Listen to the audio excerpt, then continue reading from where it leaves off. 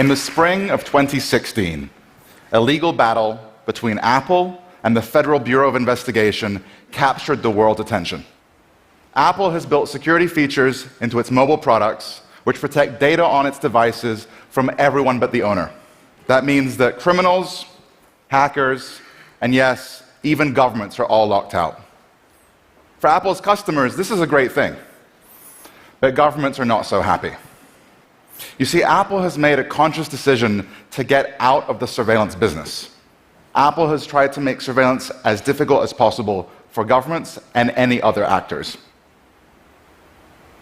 So there are really two smartphone operating systems in the global smartphone market, iOS and Android. iOS is made by Apple, Android is made by Google. So Apple has spent a lot of time and money to make sure that its products are as secure as possible. Apple encrypts all data stored on iPhones by default, and text messages sent from one Apple customer to another Apple customer are encrypted by default without the user having to take any actions. What this means is that if the police sees an iPhone and it has a password, they'll have a difficult time getting any data off of it if they can do it at all. In contrast, the security of Android just really isn't as good. Android phones, or at least most of the Android phones that have been sold to consumers, do not encrypt data stored on the device by default, and the built-in text messaging app in Android does not use encryption. So if the police sees an Android phone, chances are they'll be able to get all the data that they want off of that device. Two smartphones from two of the biggest companies in the world, one that protects data by default and one that doesn't. Apple is a seller of luxury goods. It dominates the high end of the market. And we would expect a manufacturer of luxury goods to have products that include more features. But not everyone can afford an iPhone. That's where Android really dominates, at the middle and low end of the market. Smartphones for the 1.5 billion people who cannot or will not spend $600 on a phone. But the dominance of Android has led to what I call the digital security divide. That is, there is now increasingly a gap between the privacy and security of the rich, who can afford devices that secure their data by default, and of the poor, whose devices do very little to protect them by default. So, think of the average Apple customer.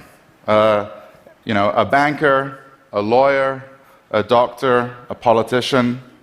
These individuals now increasingly have smartphones in their pockets that encrypt their calls, their text messages, all the data on the device, without them doing really anything to secure their information. In contrast, the poor and the most vulnerable in our societies are using devices that leave them completely vulnerable to surveillance. In the United States, where I live, African Americans are more likely to be seen as suspicious, or more likely to be profiled, and are more likely to be targeted by the state with surveillance.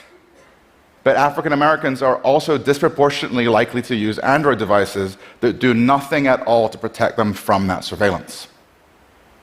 This is a problem. We must remember that surveillance is a tool.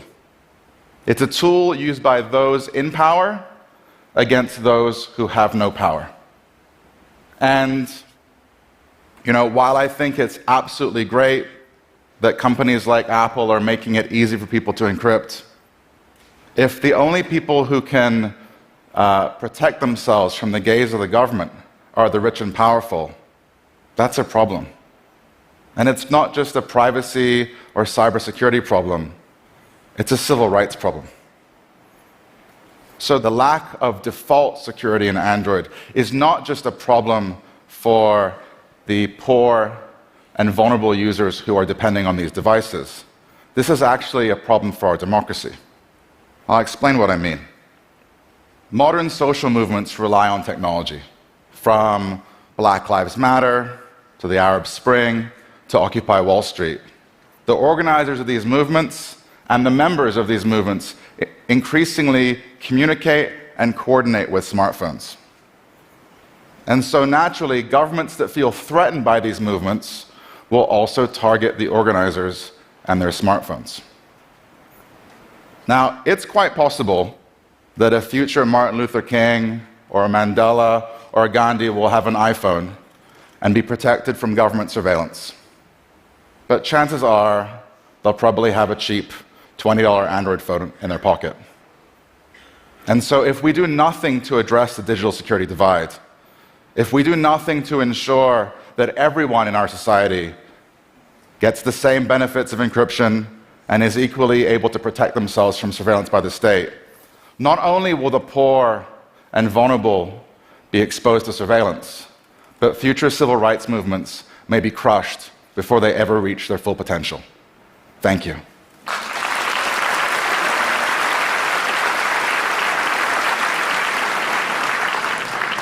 So, Chris, thank you so much. I have a question for you. We saw recently in the press that Mark Zuckerberg from Facebook covers over his camera and does something with his headphone mic jack. So I wanted to ask you a personal question, which is, do you do that? And then on behalf of everyone here, and particularly myself, should we be doing that? Should we be covering these things? So putting a sticker, or actually like Band-Aids, because you can remove them and put them back on whenever you want to make a call, or a Skype call, putting a sticker over your webcam is probably the best thing that you can do for your privacy in terms of bang for buck. There really is malware, malicious software out there that can take over your webcam even without the light turning on. This is used by criminals, this is used by stalkers. You can sort of buy 1999 spy on your ex-girlfriend software online. It's really terrifying. And then, of course, it's used by governments. And there's obviously a sort of sexual violence component to this, which is that this kind of surveillance can be used most effectively against women and other people who can be shamed in our society.